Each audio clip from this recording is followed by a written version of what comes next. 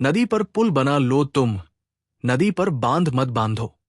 अनुरागी की खूबसूरत पंक्तियों से आज हम नदियों की बात शुरू करेंगे। नदी प्रेम का प्रतीक है, आशीष का प्रतीक है और जीवन के पूरे दर्शन का भी प्रतीक है। इसे बांधना या मोड़ना प्राकृतिक नहीं है। याद आते वे शब्द कितने सटीक है कि नदियों का आपस में जुड़ना कल्याणकारी उपाय होता तो प्रकृति ने खुद इस व्यवस्था की मिसालें दी होती। 2015 में रामस्वामी अय्यर का निधन हुआ और 2016 में अनुपम मिश्र चले गए। इनकी खड़ी की बहस कितने पुख्ता ढंग से आगे बढ़ सकी। पर्यावरण चिंतन पर आंखें खोलती पुस्तकों के रचयिता अनुपम जी ने 2013 में एक वक्तव्य में सूत्र समझाए थे। दीवारें खड़ी करने से समुद्र पीछे हट जाएगा, तटबंध बनाने से बाढ़ रुक जाएगी, बाहर से अनाज मंगवाकर बांटने से अकाल दूर हो जाएगा। बुरे विचारों की ऐसी बाढ़ से, अच्छे विचारों के ऐसे ही अकाल से हमारा ये जल संकट बढ़ा है। वास्तव में लगातार प्रकृति के विरुद्ध जाने से भयावह समस्याएं हम पैदा करते हैं। मनोवैज्ञानिक विडंबना कि फिर समाधान भी हमें प्रकृति विरुद्ध ही सूझते हैं। नदियां मान निर्मित सड़कें हैं कि आप किसी को भी किसी से जोड़ दें और प्राकृतिक भौगोलिक संतुलन प्रभावित ही न हो।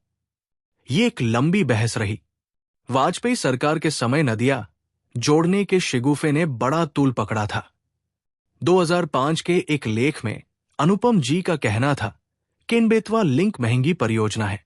30 करोड़ में प्रोजेक्ट रिपोर्ट बनेगी और परियोजना पर 4000 करोड़ खर्च होंगे, जबकि वर्षाजल संचयन प्रबंधन पर 2 दशकों के शोध के बाद मेरा अनुमान है कि इस परियोजना के लक्ष्य जितनी जल आपूर्ति तो केवल 10 करोड़ के खर्च से ही हो सकती है।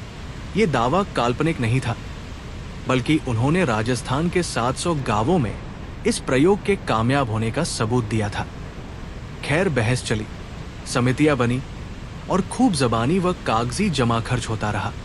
नतीजा, इस लेख के 2 दशक बाद बजट कई गुना बढ़ाकर करीब 5000 करोड़ कर केन-बेतवा लिंक परियोजना की शुरुआत मोदी सरकार ने कर दी। मूल प्रश्न वही का वही। क्या है तर्क? दिसंबर 2014 में पर्यावरणविद रामस्वामी ने नदी जोड़ो परियोजना के विरोध में एक याचिका सरकार को सौंपी थी। उसके अंश है, भारत की नदियों को जोड़ने के पीछे मूल तर्क बाढ़ग्रस्त या अधिजल क्षेत्रों का पानी सूखाग्रस्त क्षेत्रों तक पहुंचे तो दोनों संकटों से मुक्ति पूरी तरह भ्रामक है। संक्षेप में, ये परियोजना देश के भूगोल को रीडिजाइन करने की कारगुजारी है। रुड़की विवि के भूतपूर्व कुलपति और एकीकृत जल संसाधन विकास आयोग के पूर्व सदस्य भरत सिंह ने 2003 में लिखा, बाढ़ नियंत्रण के उपाय के तौर पर नदियां जोड़ने के विचार को कोई भी जल संसाधन अभियंता फौरन खारिज कर देगा। गुजर रहा 2024 क्लाइमेट चेंज के आंकड़ों में सबसे गर्म वर्ष दर्ज हुआ।